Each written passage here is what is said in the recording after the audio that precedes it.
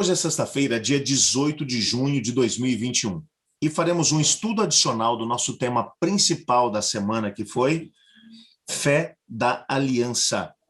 O nosso guia de estudos começa com um texto que é do livro Mensagens Escolhidas, volume 1, na página 367. É um texto de Ellen White, onde o texto diz assim: a única maneira pela qual o pecador pode alcançar a justiça é a fé. Pela fé, ele pode apresentar a Deus os méritos de Cristo e o Senhor lança a obediência de seu Filho a crédito do pecador. A justiça de Cristo é aceita em lugar do fracasso do homem, e Deus recebe, perdoa, justifica a pessoa arrependida e crente, trata-a como se fosse justa e a ama tal qual ama seu Filho. É assim que a fé é imputada como justiça. Você está no canal Eu Estudo a Lição com o pastor Samuel Camilo.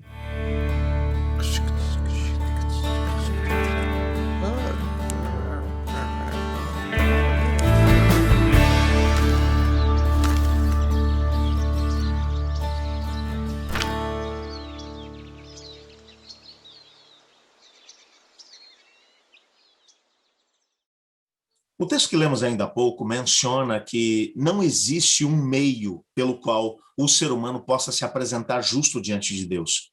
E se você não for justo diante do Senhor, então o único caminho que nos aguarda, que aguarda a você e a mim, se não passarmos por um processo de justificação, é a morte eterna, é a perdição, morte eterna.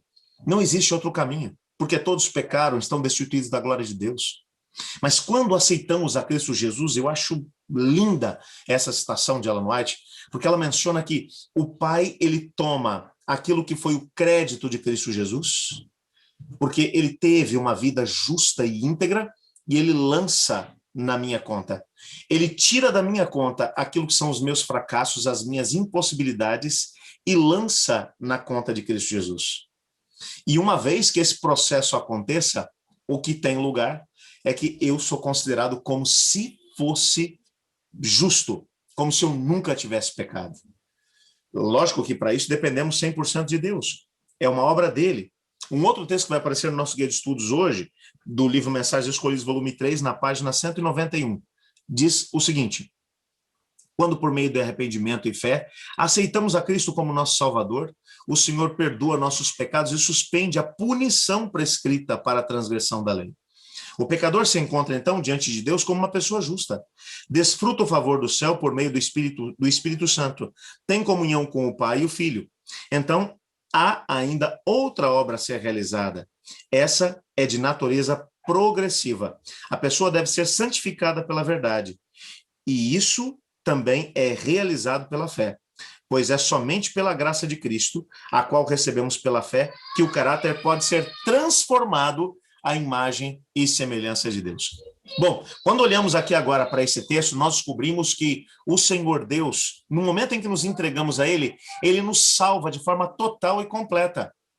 A graça dele, a graça maravilhosa dele, é colocada completamente à nossa disposição. Nós somos agora tratados como se nunca tivéssemos pecado. Vimos isso no texto anterior. Agora, no momento em que isso acontece, ok, então eu agora já estou completamente justificado diante do Senhor.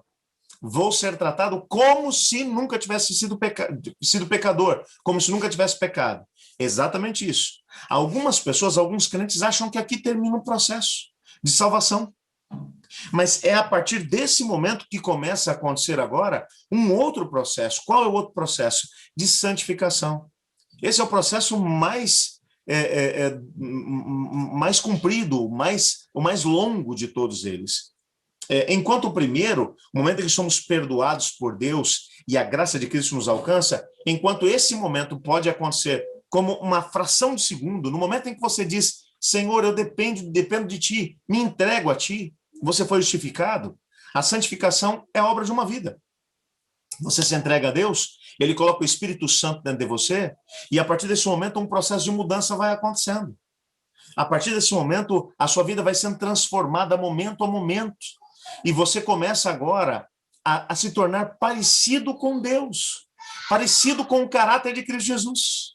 E isso vai fazendo com que você se torne agora melhor do que era quando se encontrou com Cristo. Uma das evidências de que uma pessoa foi completamente justificada por Deus é que o processo de santificação está acontecendo na história dele.